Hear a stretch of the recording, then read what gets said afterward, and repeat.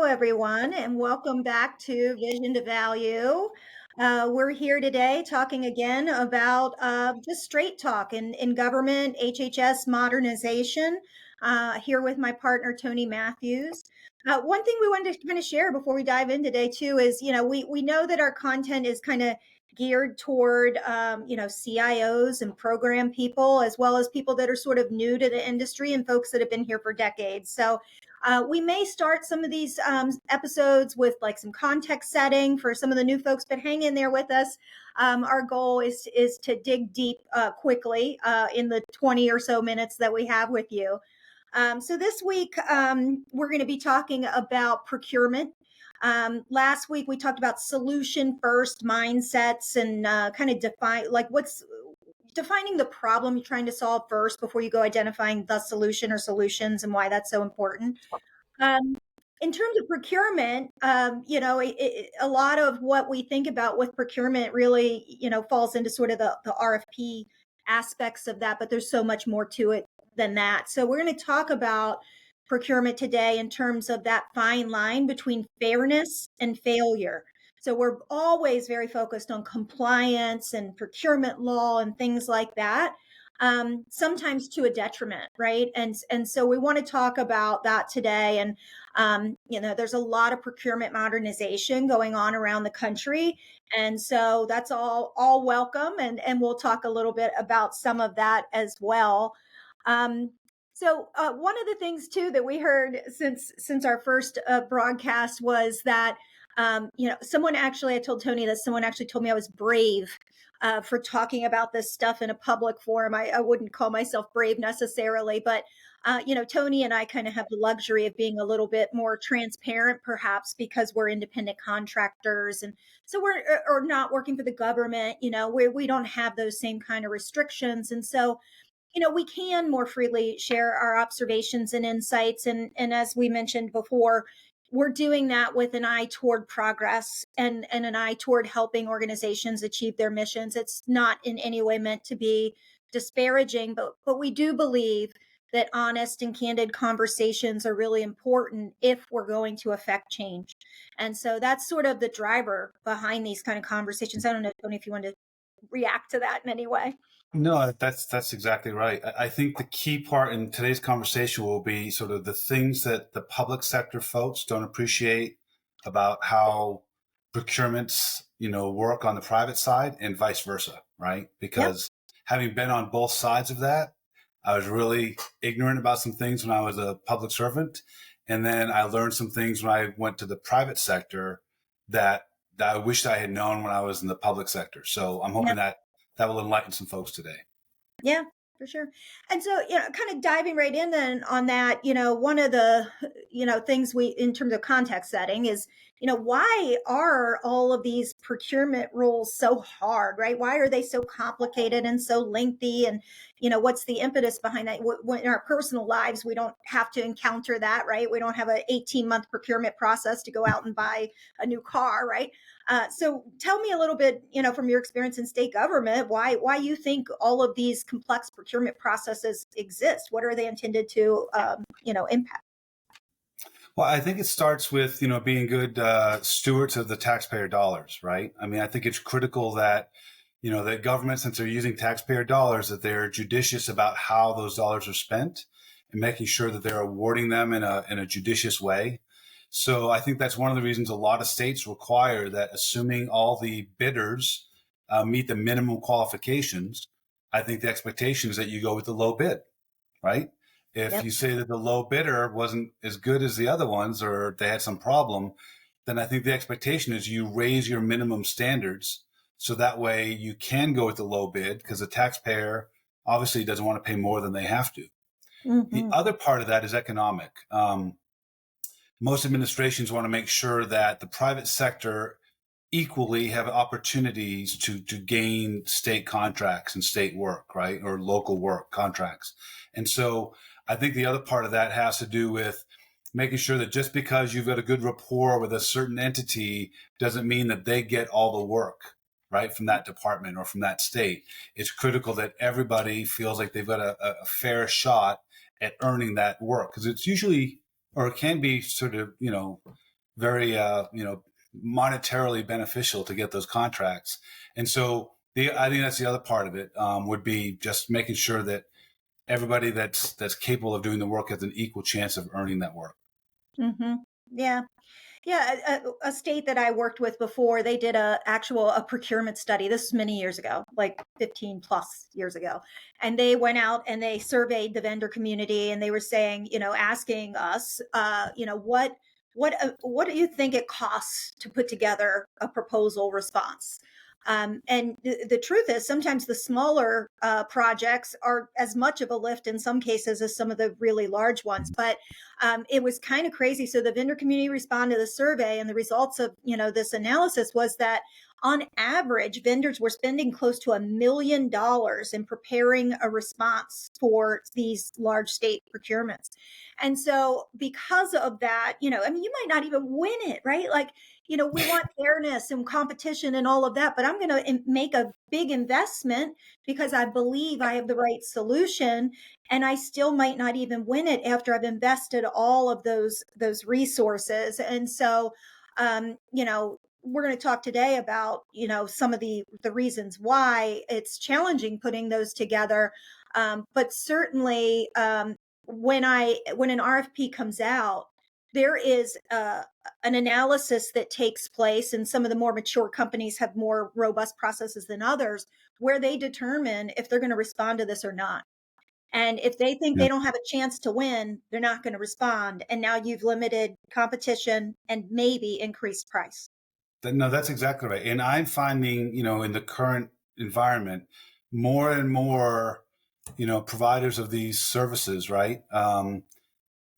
It's not just do they have a chance of winning, do they have a good chance of winning? A lot of folks feel like we've got limited resources to bid on the different work that's going on nationally. And if the salespeople can't sort of prove to them that we've got some sort of insight as to what they're looking for, and we feel like they don't always go with the same vendor, they like us, they like the work that we've done in the past somewhere else. If you can't demonstrate that you feel like your company has a good chance of winning, like better than 50%, then let's don't waste our resources on that proposal. Let's focus somewhere else. And I think that's to state's detriment, to where, like you said, you get less competition and your pricing is probably going to be higher. Yeah, for sure. So let's roll in then. We started to kind of talk about this a little bit, like, but what are while well intentioned, right? What are some of the procurement processes that we would deem as failure? They're not achieving the desired results. What are the types of things that in our experience, can lead to that? Well, I think the obvious one is, if you've got a procurement process that takes too long. You wrote requirements 9 months or 12 months ago before you even sort of had the procurement hit the street. And then you've got a lengthy procurement process, and then a negotiation and an award process. It could be a year and a half after you wrote the requirements before you actually make an award. And so many things can change, especially around technology, in a year and a half, that you've already outdated yourself. So you've Yeah. already, got change orders that are going to happen. The cost is already going to go up. And a lot of times the staff that were included in the proposals, typically the one that won, if you take too long to make the award from when you had, you reviewed the proposals, the staff that you liked that made you want to make that award to that entity, they're not available anymore Yeah. because they're good and they're high caliber, and they weren't sitting around Yeah. waiting for your state to decide to give them the contract. They're on another project by now. And Yeah. so I think there's a lot of consequences to not having an efficient, timely, comprehensive, bidding process. Yeah. Yeah. We also talked about, I mean, kind of related to the duration, right, of the RFP process, is the outdated requirements, of course, and the resourcing, but also like just stifling creativity and innovation, right? The way the RFPs are sometimes written, they're very, very prescriptive, Mhm. overly prescriptive, maybe. And so it's a balance, right? You don't want to be so vague that you can't evaluate the solutions, but you don't want to be so specific that you've now ruled out more modern technology and innovation capabilities that can really maximize your ROI on that investment. Yeah, and I think it depends on what you're procuring, right? I mean, let's just be honest and transparent. There's some things that are very rudimentary, that are very cookie cutter, and you can be very specific about your requirements Yep. and make sure that the people bidding have experience having delivered that successfully somewhere else. Absolutely. And in that case, you just want a vendor that can deliver that exactly the way you described. But in technology, and if you want innovation, it's a different animal. If you want innovation, it can't be the requirements aren't going to be so cookie cutter, because a lot of times you don't even know what's possible, much less require certain things from the people that are bidding. Yeah. The other thing with innovation is, I know that we want to compare apples to apples when we're reviewing proposals, because we don't want somebody to protest an award. Uh, but there are tools available from a procurement standpoint, an intent to negotiate or intent to bid. There are other things beside an RFP where you can define, your requirements can be the problem that you're solving. Here's our problem, and be very specific about what you want to accomplish. And then you're going to get more innovation and different sort of creative solutions around sort of what the art of the possible is. Mm-hmm. I think the challenge with that is comparing apples to apples, because you're going to get different, you're going to get different types of answers to that. But the other thing is the work that goes into submitting that proposal can be very expensive, because you're creating it, and you're probably not going to have a qualification somewhere. If I'm being innovative, and most states don't want to be guinea pigs, right? They don't want to be the first one that you're doing this with, but somebody has to be. And if you're looking for innovation, most entities or most companies aren't going to be able to say, here's somewhere else, we did this in this other state 2 years ago and it's working really well, and that's our call, because it hasn't been done effectively somewhere else yet, or it's been started but it hasn't been implemented yet, so you don't know whether it's been successful. So I think that's part of the balancing act when you want innovation. You can't have innovation and strict requirements and good pricing and a qualification where it's happening somewhere else. Yeah. You're not going to get all of those things. So you have to pick your poison. Yeah. Well, and we talked about too, just because it's been done elsewhere doesn't mean it's been done elsewhere well. Right. So you're dictating that you have to have these quals, that immediately when you start listing out, you have to have done this in this number of states and whatever, you've immediately eliminated a lot of competition. That's right. And it doesn't necessarily mean that you're getting the best solution or the best vendor when you've done that. But playing devil's advocate, right? So Yeah. that's exactly right. But the flip side of that are times where, in multiple states in the last 4 or 5 years have had this, you spent $20 or $30 million on something that was innovative and hadn't been done anywhere else, and it crashed and burned. And it's 4 years later, you still don't have a solution to the problem that you were trying to fix, and you've spent $20 or $30 million. That's the other, Yeah, because sort you of have to devil's answer to advocate. that, right? That's the other side of it is, and so the legislature is the first question they're going to ask is, why did you pick that vendor? And why did you pick a vendor that hadn't done that successfully somewhere else? Yeah. It's your fault that we lost $30 million. Yeah, well, and you shouldn't be taking those kind of risks on a $30 million project, right? Like we can talk about like how to innovate and how to be a guinea pig safely, but I don't know that I would want to be a guinea pig on a $30 million project, right? So maybe like picking and choosing where you're innovative is really important. We have to get better about testing new technologies. I agree. And honestly, Carole, I think a lot of that could be mitigated by states being more willing to have conversations with industry people ahead of an RFP. So, as a former state executive, I was very paranoid about talking to anybody, any of the big four SIs or anybody else, because God forbid they won the bid when I did the RFP, and one of their competitors said, wait a minute, I know Tony had lunch with our competitors 5 months before that RFP went live, and then they won the award. Yeah. I think the trick is, sort of making sure you're transparently having conversations with everybody in the industry about, hey, here's what we're trying to accomplish. What are things we should look out for when we're doing a proposal, when we're putting an Mhm. RFP on the street? What should we include? What, from your perspective, is prohibitive that would make you not want to bid on it? What's going to add to the cost? What's going to save costs? What's a realistic expectation for the staffing? I Mhm. think there's a lot of conversations that if you sort of cast a broad net and you talk to everybody, you're talking to all the big four and anybody else that's in that space, then you're more insulated from anybody sort of saying that you favored one over the other because Mhm. you talk to everybody. Yeah. Um, and I think that will go a long way towards sort of framing your proposals or your procurements. If you don't do that, then you're kind of flying blind and you're Mhm. hoping that your perspective on it was right and that you're going to get the traction that you wanted when it hit the street. Yeah.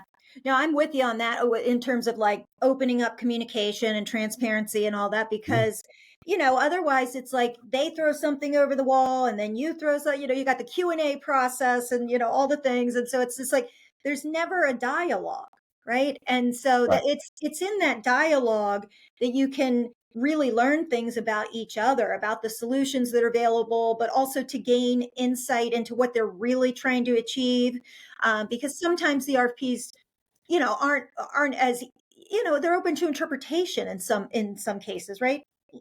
Paper communications are always that way. Um, so I think anytime we can be, engage in a real conversation versus being so rigid about everything goes in writing on this date and we're going to respond on this date, and oh, that gets me started too on like, by the time the answers come back to the Q&A, you have like a week and you're like, but I can't write the thing until I have the answers. So, the process intended to be, you know making sure we're fair and we're following all the rules and all those kinds of things, but it can actually inhibit the quality of the response that you get back. Absolutely. And I don't want to leave that point yet. That's really important, right? So it takes, hundreds of thousands of dollars to respond to an RFP, and yet, everyone's going to have questions. And when you've got a question period, questions have to be submitted by April 12th, and we'll get you answers by the 19th, and then we want your proposals on the 26th. So I've got a week after you answer my questions to draft a proposal. And, I think a lot of public officials think, well, most of the proposals should already be written, but by the time, I have to get back to you with answers. And that's not always the case because it's subject to interpretation. We could go a number of ways to respond Yeah. to this RFP. I really need those answers to the questions before I can really do a lot of the heavy lifting to do a good proposal. Yeah. But if I've only got a week after you get the answers back to me, then that's going to affect either the cost or the quality of the proposal that I can put together. Yeah, And I, for I think that's lost on a lot of public officials. sure. Is Hmm. my attitude, honestly, sort of telling on myself a little bit here. My attitude was, hey, there's lots of vendors out there. You all want our business. It's a big dollar amount. You know, too tough. Too bad. If you can't do it quick enough, your competitor will. Yeah. And I wasn't aware enough, I didn't have the insight to know that I was only hurting myself by limiting the people that could bid in that time frame, or understanding that they really did need those answers before they could draft a good proposal. I didn't understand that, and Yeah. that's one of the reasons I'm excited about doing these podcasts with you. Is I get to sort of educate sort of people that sit in the seat that I did, Yeah. and all the things I wished I had known when I was there. I get to sort of convey that today in this avenue. So Yeah. Well, and one of the things you mentioned too about you were only hurting yourself. And so that brings up other things too, right? Like disqualifications or unreasonable terms and conditions. yeah, Those are things, and you, I'm sure, have some examples of that, from sitting in that seat on the government side, where maybe you loaded up some terms and conditions, unreasonable SLAs, or unlimited liability is a big one in some states, or ruling out really great vendors for something super minor that they missed in their response, right? that's right. Yeah, I mean, I think some things, you have to have for the sake of fairness, right? Everybody's got to get it in by a certain time. If you set that time deadline for 2 p.m. on a Tuesday, some people, it's the middle of the workday. There's different time zones, right? So people make mistakes and they think it's 2 p.m. Central when it's 2 p.m. Eastern, things like that. You know, you know, set it for midnight. Yeah, right. Nobody's working on these things at midnight. And if you miss a midnight deadline, that's on you for, Yeah. you know, but so, set it for midnight, at the end of the whatever day that it's due. There've been some RFPs I've seen with like 45 different appendices Yeah. that they wanted to know your board composition and where each person went to school and, a dollar amount for any lawsuits you've ever had in the last 25 years. And it takes time and resources to collect all that information. Yeah. And I think a lot of that you could sort of try to gather, the less critical stuff you could gather once you've made an award. Hmm. But I think a lot of state and local entities are trying to protect themselves from anything that's ever gone wrong with any procurement ever. And so they're requiring 30 or 40 things before you can even propose. Yeah. And I think that, again, I think you're hurting yourself. You're getting less people bidding because it's either unreasonable or they don't think they're not sure if they're going to win the work or not. They don't want to invest that kind of resources into answering all those questions, or Hmm. it just takes too long. Yeah. Yeah. I agree. So, I get before we move into like how things could be different. I think we'd be remiss if we didn't mention protests, right? Because that's been like a big trend, right? I mean, I've talked to some state leaders, and they're like, "Yeah, like we're just kind of banking on it. Like we know that we're going to put this out, and we're going to have to end up adding a year, right?" And it's really unfortunate because no one wins when that happens, right? well, we talk about state and local entities sort of shooting themselves in the foot a little bit with the way they do procurements. I think the private sector does that a little bit to themselves with excessive protests. Hmm. I think one of the problems with protests today is if it doesn't cost you anything to protest, or if you lose a protest, why not? Right? Right. I mean, it's a business decision. I know, there's a state, I won't mention which one, that the legislature had passed a law that said if you protest, um, you've got to put up a bond for a certain percentage of the award of the contract. And if you lose, you forfeit that. Well, Well, you better have a pretty strong protest, yeah. pretty strong leg to stand on if you're gonna invest that kind of money. Well, the first entity that did the protest and lost, the legislature didn't take the bond Uh, for whatever reason, and so that set a precedent for everybody that would protest afterward. Well, you didn't take theirs, yeah. so therefore, if we lose our protest, you can't take ours either. Yeah. So there was legislation that was well-meaning, but they didn't consistently apply it, and so therefore it was Yeah. harmless. Yeah. Well, and I've been on the vendor side of a couple of protests in my long career. And I can tell you the decision to protest is not taken lightly. And you recognize that it could potentially, destroy your relationship with an agency, and you might not get business there for a long, long time after that. So I think a lot of these protests are symptoms of frustrations with unclear scope or unfair processes. And so if we can figure out how to clean some of that up, maybe, we could reduce some of that. I mean, we're not going to eliminate that because there's always going to be folks that are feeling like they're on the unfair end of an award. And but I do think that it is not something that, just to reiterate, that's taken lightly. And there's it's long, it's drawn out, it's painful, it's heartbreaking. So hopefully we can try to sort of reverse that trend with some modernization approaches in procurement. Yeah, I think a lot of the legitimate protests come down to how bids are scored, and that's a great quick topic. Is I hope everybody realizes that you're kind of trying to find people that are qualified enough to review the proposals, um, and have the bandwidth to look at 7 or 10 proposals, and some of them are 400 pages Oh, long.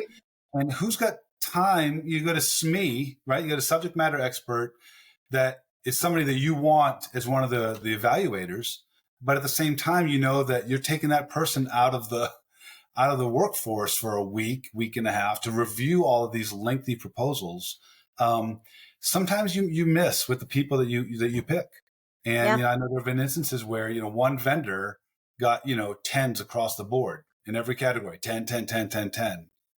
And come on, I mean, what's that about, right? I yeah, mean, so you probably had a weak evaluator that could have screwed up the whole proposal and encouraged somebody to protest because they either were too busy and this was just one more thing and they just pencil whipped it, yeah, or they had a relationship with that vendor and they wanted to work with them again, so they gave them all tens. yeah. But a lot of times it comes to, I think you've got to be judicious about who you select to review the proposals, and then B, I think you've got to have a good enough executive sponsorship that they can mitigate the burden on the people that are reviewing, give them Hmm. a pass for that week from their day job so they can focus on the proposal reviews and not trying to do double duty to where Yeah. they're just their eyes are bleeding by the time they get to the fourth one Oh, yeah. because there's so much jargon, so many words, and a lot of these proposals don't tell a good story.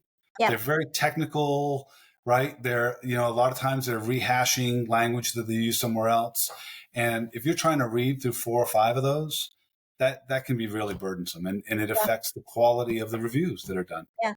Some of that duplication, though, I will say, goes back to the RFPs because I've certainly written some proposal responses where the RFP actually asks you questions in such a way that requires you to repeat the Yeah, language. And that's right. I try to like point back to other places, but people who've written proposals have different perspectives on that. I don't want them to have to go back and read that other section, even though it's duplicated content.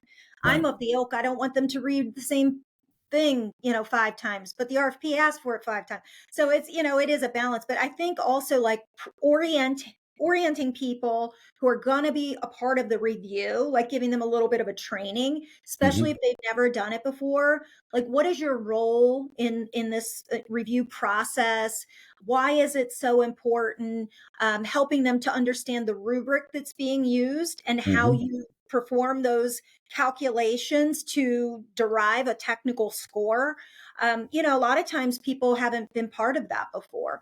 And Right. so maybe just making sure they're equipped, to play that role. Um, That's exactly right. I didn't mean to cut you off. No, you um, did.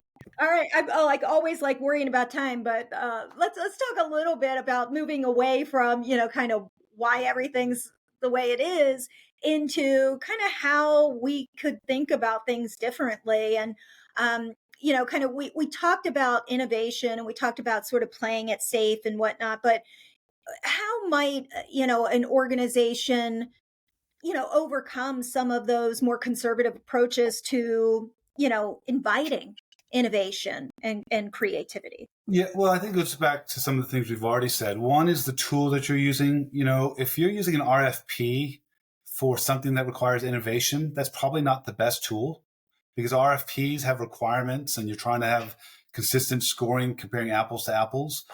So I think it starts with looking at the tools you have available from a procurement standpoint as to whether or not you can do an intent to negotiate, right? An ITN instead of an RFP, or depending on the dollar value, right? A lot of people can leverage NASPO, procurement tools to where you can just get different ideas for the solution. You can pick which one you want to go with if it Hmm. fits within that dollar threshold. So I think that's 2 things you can do right there that will help sort of make the whole thing work better. But Yeah. then the other thing is just I think the communication. I think, like I said, I was very, especially with when you're in a high protest environment, I was very nervous about talking to anybody in front of the procurement. Now I realize, since I wasn't going to be the one evaluating the proposals, right? That would be somebody on the technical or the program side. I probably could have had these conversations as Hmm. the deputy commissioner and chief operating officer, and I could have talked to the different players to sort of see where their heads were at and give them an opportunity to percolate on it and brainstorm like, ooh, boy, there's some exciting things we could do for that state. If, now that we know it's coming in the fall, we can sort of think about it and brainstorm instead of it just, I don't know about it till it hit the street. I've got Yeah. 2 weeks to submit questions, and I've got a week after that to put a Yeah. proposal together. So I think that's the other piece of it, is backing up a little bit and letting the people that wouldn't adversely affect a fair evaluation talk to industry experts, let them know it's coming, get their insights as to what you should or shouldn't include in a proposal, in a procurement, and just sort of be more relaxed about leveraging what's available in the private sector. Hmm. Yeah, we talked too about like outcomes focused procurements, right? Whatever procurement vehicle you choose, like really focusing on what are the outcomes that you expect to receive as a result of this investment in technology. And then that, inviting some of that. So when I'm asking for, responses from the vendor community, I'm defining to them, what I need, but I'm not saying how it has to be delivered. I Right. would love that to come back to me. Even sometimes timelines. We talked about this a little bit on a previous episode where it's dictated in the RFP that something must be done in 2 years. And then the vendor will get it and they'll be like, we can't do all of this in 2 years. But what if I said I need all of these things, these and now we're talking all the time about like getting incremental ROI and all that stuff. We don't want to wait 5 years to get something. Let the vendor come back, propose what you can get along the way, what that timeline would look like, and you're going to see a lot of variation, right? Because some vendors are going to come back and say, yep, we think we can do that in 3 years, but we're going to implement this part, by this date. So immediately you're solving this problem, and just That's right. inviting, let them tell you how you're going to get that money back, right? Yeah, Over yeah, time. little wins along the way. Don't wait for that big bang. In 2 years, it'll be done, and we'll turn it on. It'll work perfect. Yeah. As things get developed and sort of finalized along the way, let's leverage the bits and pieces along the way. And then in 2 years, we've got everything done, not waiting till the 2 year mark to flip the switch. Yeah, for Yeah. sure.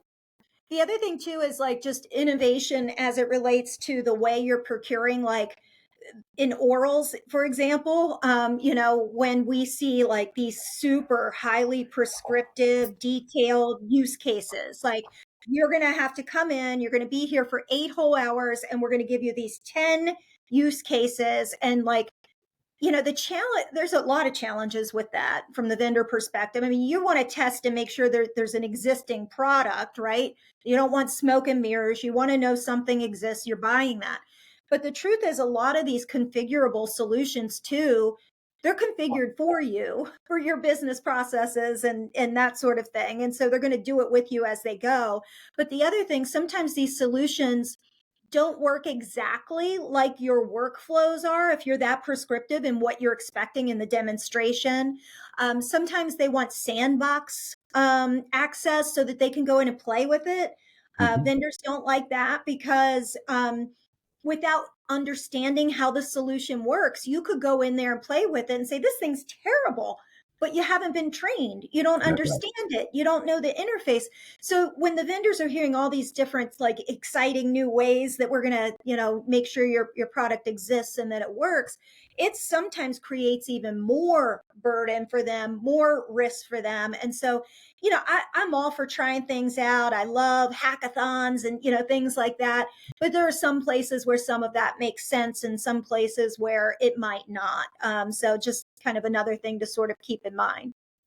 Yeah, and that makes me think of a quick anecdote. I was a up and coming budget analyst once upon a time, and everyone was gone in the office for lunch or something, and the governor called and wanted to know what the budget was for the Department of Children's Services, and he just wanted a number. And so the admin said, "Well, there's only one analyst here. I'll give you to Tony." And I was new to state government and a little nervous about it. And so he said, "Hey, Tony, thanks for answering my question. I just need to know what the budget is." And so, not wanting to give the governor the wrong answer, right? Because he just wanted a number so he could finish his call or whatever. I said, well, did you want the total budget or did you want state, federal, or other? Because depending on what he's doing with it, he might just want the state dollar number, or he might want the total. Or so he's like, oh, that's a good question. Give me all three. And I said, okay, so there's all three. Did you want the recurring budget number or the current year, the one-time budget? Because there was one-time money that we put in their budget in that year that wasn't going to be in the budget going forward. Yeah. And so I had this like 10-minute conversation, and luckily it was a great governor, and he understood what I was trying to do to answer his question accurately. But I really had to have that opportunity, that dialogue, to be able to whittle it down to what he needed it for. Yeah. Because God forbid I give him a non-recurring state dollar number and he's comparing it to their total recurring budget with another state, then he looks foolish, right? Yeah. And so I think, to your point about procurement and orals, you can't ask somebody to take some small data set and show us how it would work in your tool. There's a lot of other dialogue we need to have to make sure that it's capturing and doing, with the information what you expect it to. Yeah. And I think that's a great sort of example of how orals can go wrong. Yeah. In a procurement setting. Yeah, I agree. Boy, that was a loaded question that he asked. Huh? Yeah, well, it seems like a simple question. Just give me a number, Yeah. But it's, God forbid I give him the wrong number and he used it incorrectly. So. Well, and the wrong people get a hold of a number like that and use it for bad purposes. I mean, you could see where that could go south, very quickly. Yeah. And good for you for not being like, just give them a number. That there actually needed to be a conversation. Well, and it educated him, right? So the other thing he did too is he was intellectual enough to where he wanted to understand why it mattered, whether it was the total number. Oh, because there's state and federal. And then he asked me, he said, what's other revenue? And I had to explain what other revenue was. And so you could see the wheels turning as we were talking on the phone, because there's a lot more to it than just one number that you can compare across the board. Yeah. Yeah, I know. We used to respond to calls, in previous roles, and they'd want to know, like, what's the cost per kid? And I'm like, what's the, and that there's a whole lot behind that, right? That's a scary question. All right, let's move into we promised to give practical strategies, right? So let's move into some practical strategies. Let's start first talking about strategies for state and local agencies, in terms of ways in which they can, forget about, we know it's going to take a long time for procurement reform and changing laws and that kind of thing. But we're talking about like today, what could a state agency do to improve that procurement process? It's all the things we've talked about. It's starting communication early, right? Before you get to RFP or procurement. It's identifying people that you want to evaluate the proposals that come in early, to make sure you can free up their workload to where you can train them, like you were saying, to understand their role in an evaluation and why it's critical and do's and don'ts for evaluation. But also making sure that you can sort of free them up so that their workload is such that they can do a conscientious job evaluating the proposals. And I think it's on leadership to work with their procurement shops to understand the tools that are available for procurement, to know it's more than just RFPs, people. There's a litany of ways that you can procure something. Leadership should understand the dynamics of each sort of tool and the pros and cons of each one. And then I think, to your point about, sort of the outcomes-based evaluation of procurements, right? To where you're measuring not whether they did it the exact way you thought they should, but that you got the results that you wanted. Hey, the other thing too, I don't want to lose sight of, is T's and C's, terms and conditions. I can't tell you how many times I've been aware of a procurement that got all the way through the whole process, the whole, publicizing it and the people bidding and the evaluation, the award is made. You get to T's and C's and it falls apart, and you've got to go back because, unlimited liability can be a deal breaker. Yeah. or, depending on some ridiculous requirement that most companies couldn't agree to. And if they did, your costs would go up 25% because that's the only way they could mitigate that risk. I think that's another big thing that states and local governments can do better is be reasonable with your T's and C's. Hmm. Otherwise, you risk, sort of the whole thing crashing at the end because they were unreasonable. Yeah. Yeah. You probably don't think about it in that way because I know in a previous role too, there was a whole day session when we were writing an RFP and like coming up with this list of SLAs. And we thought we were super smart, right? We were coming up with this great list that we were going to hold these vendors to the fire, and we were going to make sure that we got what we bought. And the problem is you pay for those SLAs Yes, you do. because that's risk. And Yeah. so risk, they have to build buffers in for that. In the event that something is to happen. So it's baked into the price. It's not, Hmm. recovered later.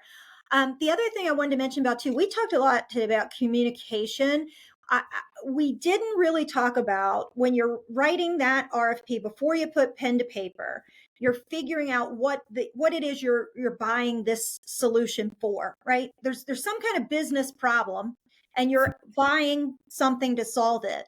When you're documenting what that business problem is, that's another time that you must engage your stakeholders to inform the writing of the RFP. That scope is so critical. That's a good point. And when I say your stakeholders, it's not just your caseworkers, right? Like in human services, we're like, oh, we're going to have some caseworkers. You've got to talk in child welfare. I would think you'd want to talk to foster parents and bio parents and some of your providers, right?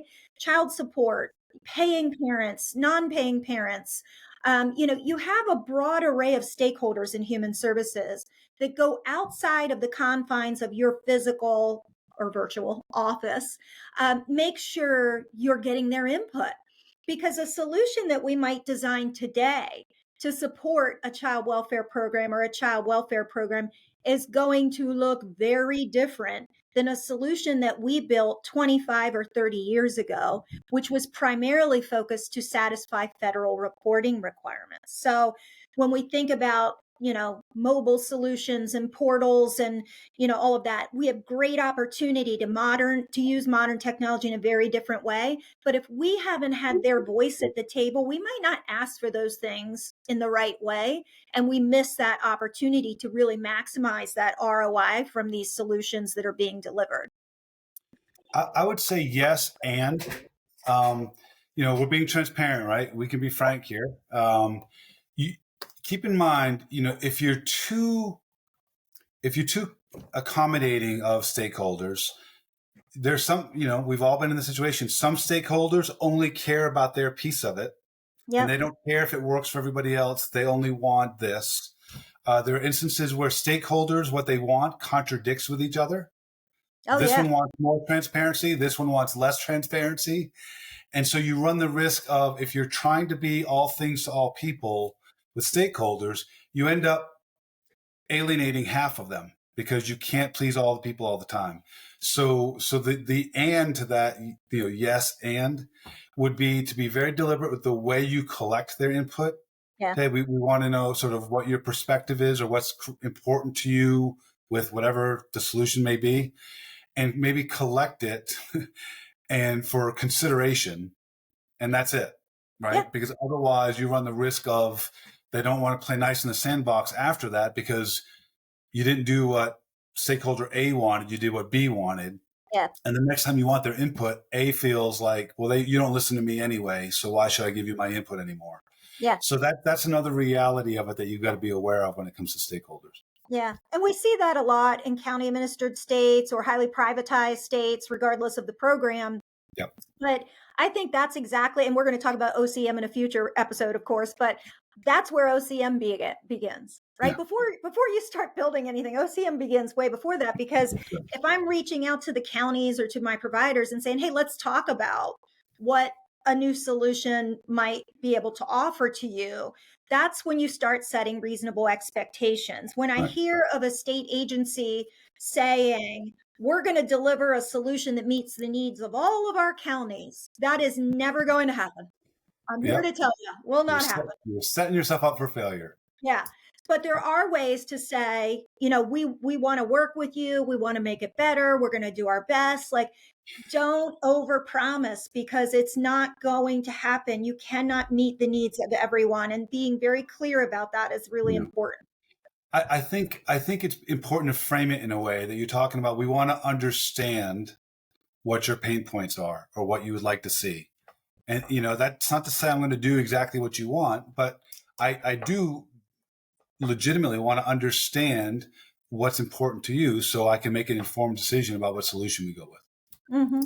And sometimes I've had the experience too, where when you're hearing these things from your stakeholder community, you can solve some of those things right now.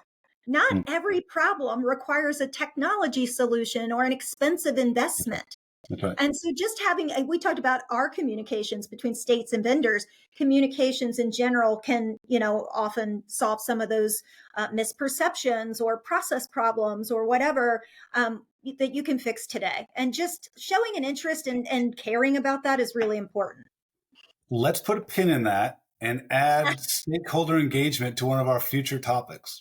We will, because I that think is I not think we could do easy. 35 minutes on stakeholder engagement, do's and don'ts. Yeah, agree. Cool. Let's move over to vendors. Like, as a former state executive, and you were working with vendors and, in this relationship of procurement and solutioning, what kind of advice would you give to the vendor community about how to be, engaged? Boy. So the first thing was, I always appreciated, uh, businesses that would come in that legitimately seemed to understand or attempted to understand my business. When I did meet with them, they knew what was going on in the paper. They knew what legislation that affected us had recently passed or was being considered. You know what I mean? And they seemed to want to genuinely understand our challenges and to know whether or not the solutions that they had or could develop could help us with those problems. Those were the entities that I enjoyed meeting with and talking to.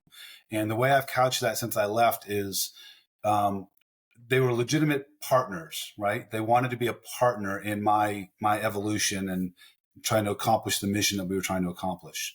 I didn't like what I call sort of vendors. Um, and now there are times when you just want a vendor. You want somebody that does exactly and only what you've described, and that's it. And for the little stuff or the stuff that's not complicated, you can get away with a vendor, right? And you can have someone who says, I've got a solution.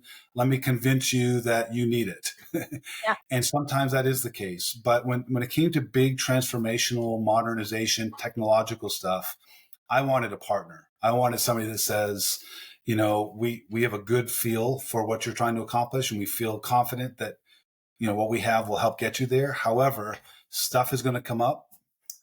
Things are going to evolve in the process of the next couple of years as we do this. And we're going to work with you.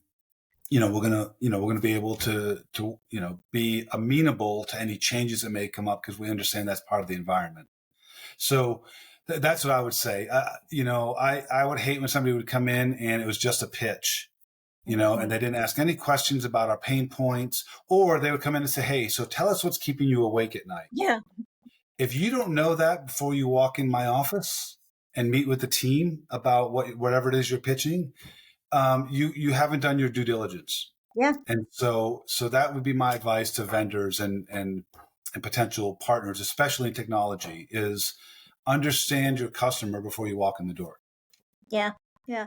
I was talking to a CIO recently too, and he was saying, like, a lot of vendors, they'll go out on their website and they'll look at like the governor's plan or the state plan. And he's like, well, that's all well and good, but their priorities might not be my priorities, or they may not be the same order. Like, I might have some bigger issues, fires burning today, Right. that are preventing me from even caring about those other things. And so Yeah. getting to know me, my organization, is very important, and not wasting my time, right? Because like I got a Yeah. million things that there's 20 other vendors knocking on my door on any given day. I can't like do this all the time. I have an actual job, right? Well, and that's a great. The other point I tell folks that are trying to sell to state and local government is keep in mind the people that you're meeting with. 30 minutes earlier, we're in a different meeting about a completely different topic. Yeah. So, 5 minutes ago, I'm firing somebody, and then I leave that and I'm walking into a pitch on a technological solution.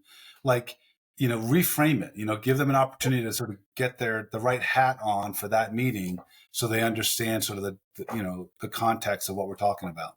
Yeah.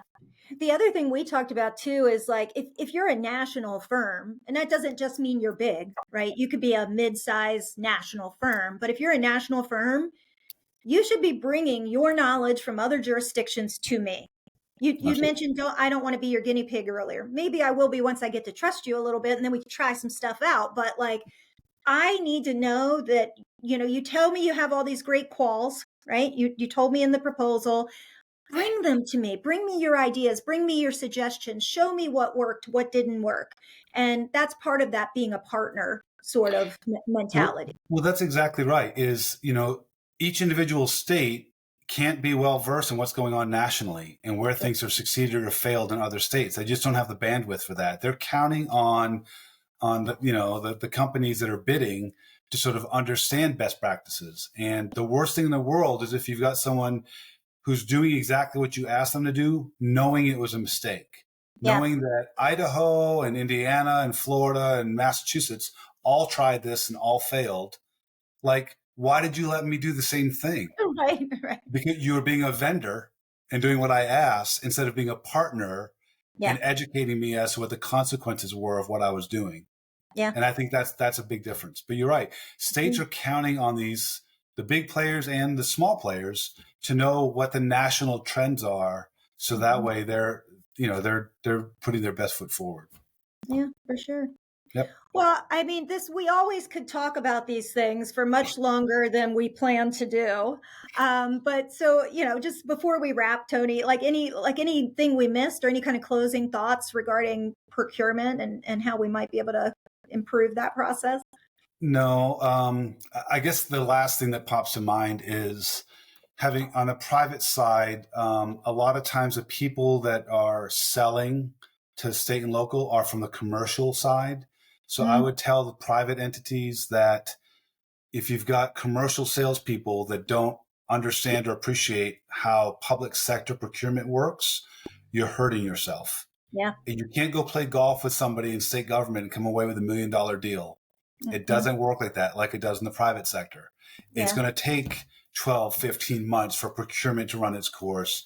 And then they said they were going to award it in the second quarter, and maybe they didn't. Maybe they didn't, award it till the third quarter. And that's just the nature of the business of the beast. So I guess that would be the last sort of parting nugget of wisdom I would have would be for the private sector to understand that it's a different sales environment than it is on the commercial side, and you've got to have people that understand that and know how to work within that framework. Yeah.